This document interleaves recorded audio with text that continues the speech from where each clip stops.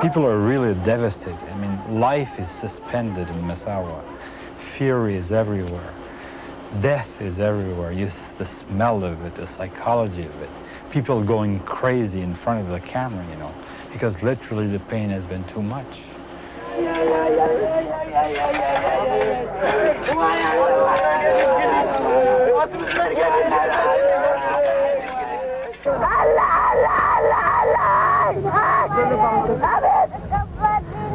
To see a young kid completely devastated by shrapnel, talking to his brother and asking, this kid is what, 7 years old, asking him, you know, are they going to bury us right away?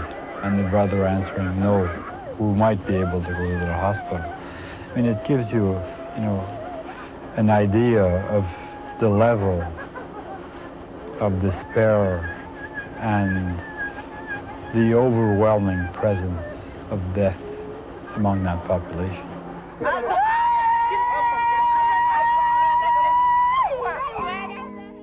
Those horrific images are just a tiny fraction of well-documented crimes against humanity perpetrated by the then Ethiopian regime against the Eritrean population. No commission of inquiry or special rapporteur or any other mechanism was set up to hold those responsible for the well-documented, backed with hard evidence, serious crimes against humanity perpetrated against the Eritrean population by consecutive Ethiopian regimes.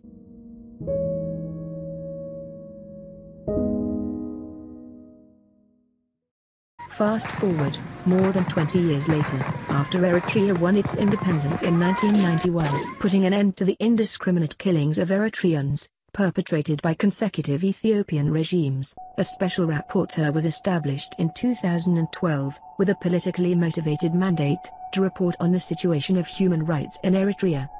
2 years later, another politically motivated, 3-member Commission of Inquiry on Eritrea was established, with the Special Rapporteur being one of the 3 members. Throughout the years, the Special Rapporteur and the Commission of Inquiry had come up with numerous reports, accusing Eritrea of committing crimes against humanity. This is despite failing to bring forth any real shred of evidence. Absolutely nothing, nada, well hanty. All reports of the Special Rapporteur and the Commission of Inquiry are littered with so many unsubstantiated accusations and outright lies. Just to give you one simple example of one of the shameless lies, from one of the reports of the Commission of Inquiry, from the reports used to smear, defame, demonize and accuse Eritrea of committing crimes against humanity. One of the lies was that Eritrea had used conscripts to construct a network of tunnels for mining activities in Eritrea. For an open-pitted mine, mind you.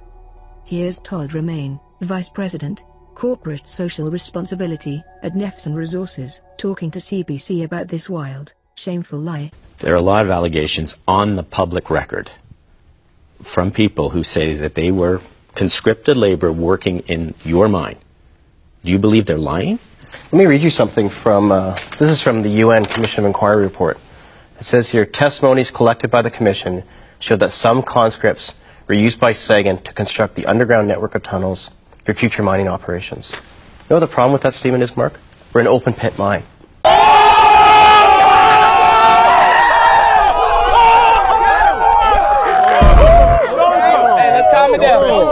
There's never been tunnels. There was no tunnels in 2008, and there's no tunnels in 2016.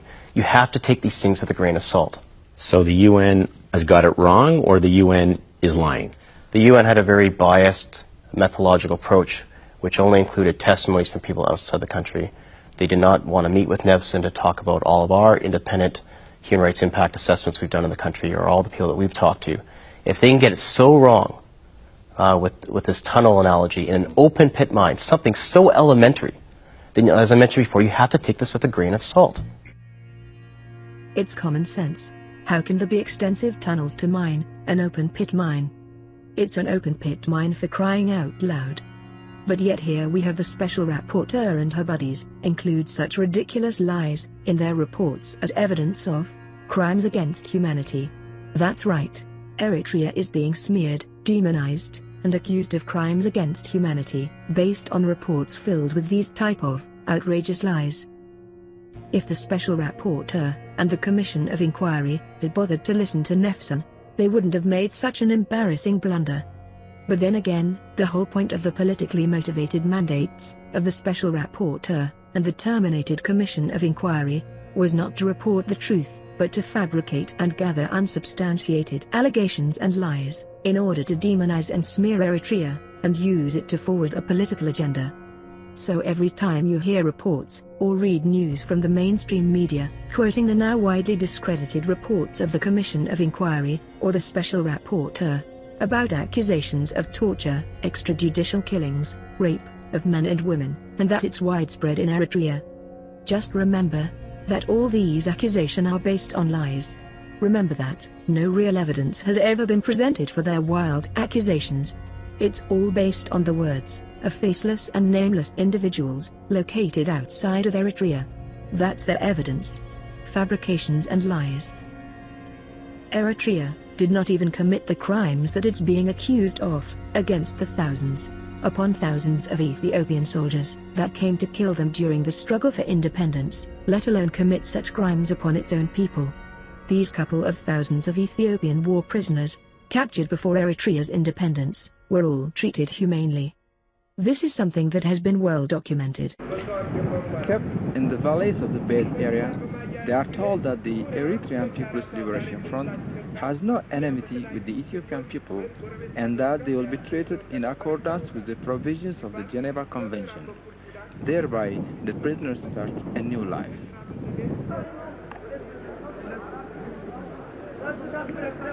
Not only were these prisoners treated humanly, but they were also offered education, and much more by their Eritrean captors.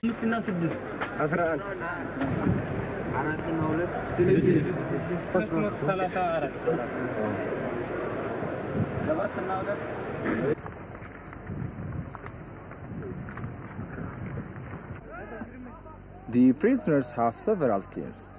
They compete among themselves and participate in sport tournaments with their captors. This must create good psychological state and physical fitness.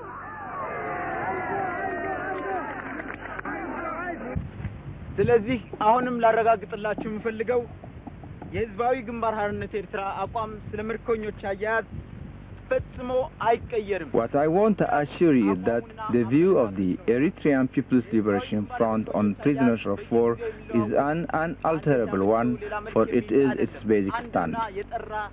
EPLF's way of handling prisoners is not something that changes with varying circumstances. It is one and clear, that is to handle prisoners humanely at any time. We have always been looking for ways and means to see you live peacefully and send you wherever you want.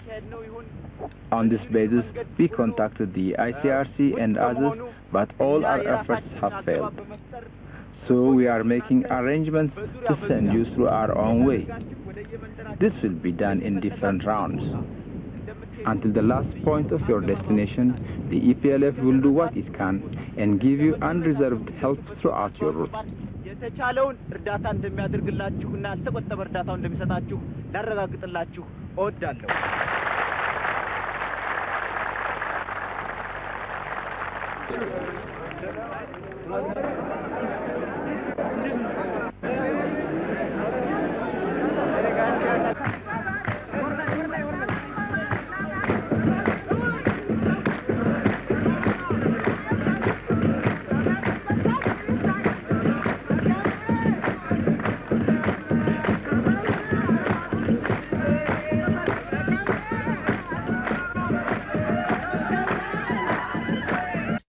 It's amazing how a special rapporteur and a commission of inquiry can be set up for this young innocent nation, while there are no special rapporteur or commission of inquiries for countries where there are real human rights violations being committed.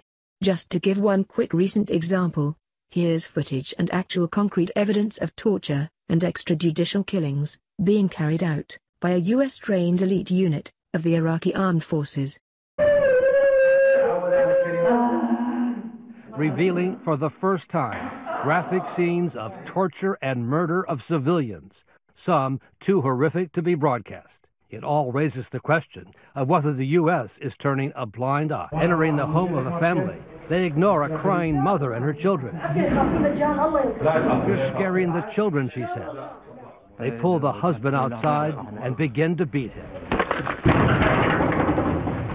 claiming he and his wife once helped ISIS. And then the soldiers, including Captain Omar Nazar, the Sunni officer who Arkady was going to focus on for his positive story, forced the captive to repeat a pledge of loyalty to the ISIS leader, Abu Bakr al-Baghdadi. According to Arkady, the captain wanted him to later edit the tape so it would appear the man knew the ISIS pledge without prompting in order to justify killing him. And what did the majority of so-called rights group, who routinely accuse Eritrea, without any real evidence of rights violations, say about these images of real torture and extrajudicial killings when contacted by RT? Ali's revelations are the kind that spark international scandals. And, of course, we reached out to dozens of human rights groups for comment, and were largely met with silence. Of the 30 organizations we contacted, a mere 3 responded. There are plenty more examples of captured images of serious crimes being committed in many countries around the world, but for the sake of making this video short, won't be going into them. The point is that, without no evidence, Eritrea has been crucified by the mainstream media, NGOs and individuals, while nothing has been done about the real serious human rights violations being committed in other countries. Would just like to touch on 1 or 2 more things before ending this video.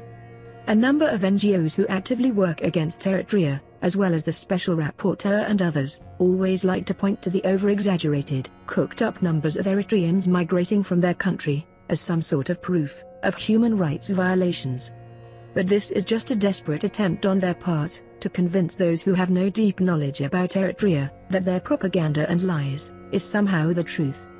Just a reminder to those desperados, no amount of people leaving Eritrea can be presented as proof of human rights violations, or substituted as hard evidence. Some people who are watching this, and who have previously only been fed propaganda and lies about Eritrea, would also raise the question of, why have people been migrating from Eritrea? To answer that, why don't we first listen to what some of the migrants have to say?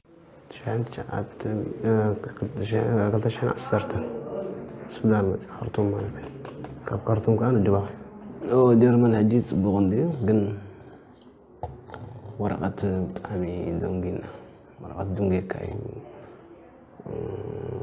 مرة ماشي كنتي أنا خمسيكم كنت تصيب حال حفشان قال مثلا يوروبا اسكم خبيت سرح الله تسرح قال عينتي مثلا نيرو حفشان حجي تاخذ لك درس غبال دونجي من حدا كم تيجي حسب كاس ودي قنا أوروب جنقات قبل كاسنا 4 ساعات كفي كاطل أنا تا خميت تسبيه مش لكي نوصل كا وبلا بيلهم كم زي ورقة كادو بخا ورقة كاي بخا ورقة كم ساعة بخا أنا لنات كاجزايبهم إن شاء الله كم زب كم تتطور تقول قلي مثلا حفشاوينا إرترايان نجار سدت انتهي مالت مخانين فلتني سب خير الله أوروباتي أمريكاتيو جنزب سريدو زي أبو حنقولنا زلوا مالتي كل جزء نبي أوروبا جن بخمسة بتيهم أو زجات ما بدهوتات كأنتاي بس نتصور حبريتان سألني ابن مالتي. Maybe answer me a little question, guys. Where have you come from? I come from Eritrea. Aha, and I have 2 years in jungle. 2 years in the jungle? Yeah, I want to England. You want to go to England? Yes. Why do you want to go to England? Huh? Why do you want to go to England? England is good in English speak and good. What do you want to do? What do you want to do in England? I worked in the no good. France is England good. But why is England? Why is England good? England good. Why is England good? Why is England good? ما كنا عارفين هذا. Why do you think? Good like Allah good. Why do you think you should be able to go to England? Why should you be able to go to England? England is very good country. But why do you think you should be able? Need or speak is English. But why should you be able to go to England? I speak English. Okay, but why should you be able? What right do you have to go to England? Why do you want to go to England? We don't speak money. You want money? We don't speak English. You want money? Don't understand your languages. Do you want money in England? He said money. Money, everything. You want everything? Anything. Okay, thanks guys. I think the boys spelt it out pretty clearly for everyone. The desire to earn money, to help themselves and their families back home, is one of the major, if not the main reason, why Eritreans decide to migrate out of their country. This is a fact that no sane logical person can deny. That is also not to say that there aren't any shortcomings in Eritrea. Just like any other country in the world, Eritrea has its own challenges. Only in Eritrea's case, it also has to face outside foreign hostilities and obstacles, whether that be the occupation of its land by the Ethiopian regime, with the tacit support of previous US administrations, and the constant threats of war by the Ethiopian regime, or the illegal sanctions placed on Eritrea, without no evidence. Eritrea has had to adapt to these hostilities and obstacles, which have miserably failed to achieve its intended goal of seeing Eritrea destroyed and fall under its enemy's control. A pipe dream that was always bound to fail. On top of that, you had the policy of blanket asylum acceptance of anyone claiming to be Eritrean, which in itself has been one of the major pull factors. Over the past weeks, there's been a desperate campaign by the widely discredited Special Rapporteur and the anti-Eritrea NGOs that she collaborates with to extend her politically motivated mandate for another year.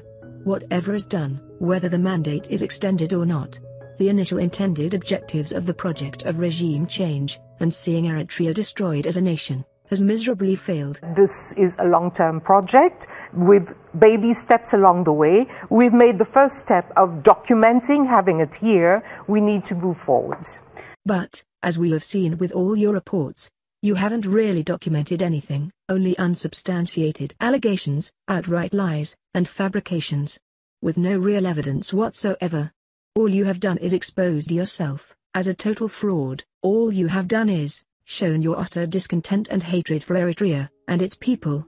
For you, this isn't even just about the big fat paycheck you receive.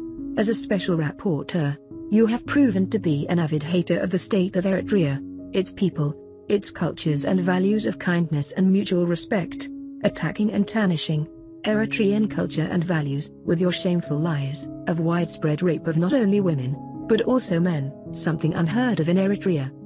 Anyway, we'll end this video with the words of the Russian delegation, speaking last week at the 35th session of the UN Human Rights Council.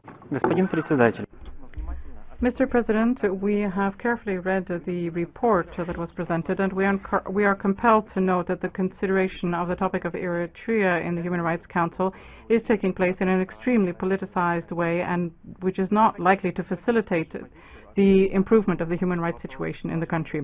We would like to reiterate our position to the effect that the human rights situation in individual countries must be considered in a constructive fashion with the full involvement of the interested state.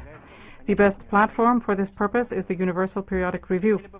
We would like to reiterate once again that pursuant to Resolution 60/251, establishing the Human Rights Council, the Council is the international mechanism in the area of human rights.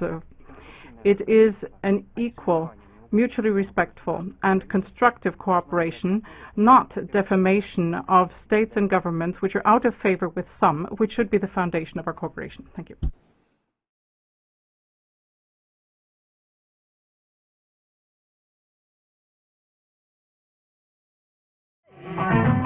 Hi,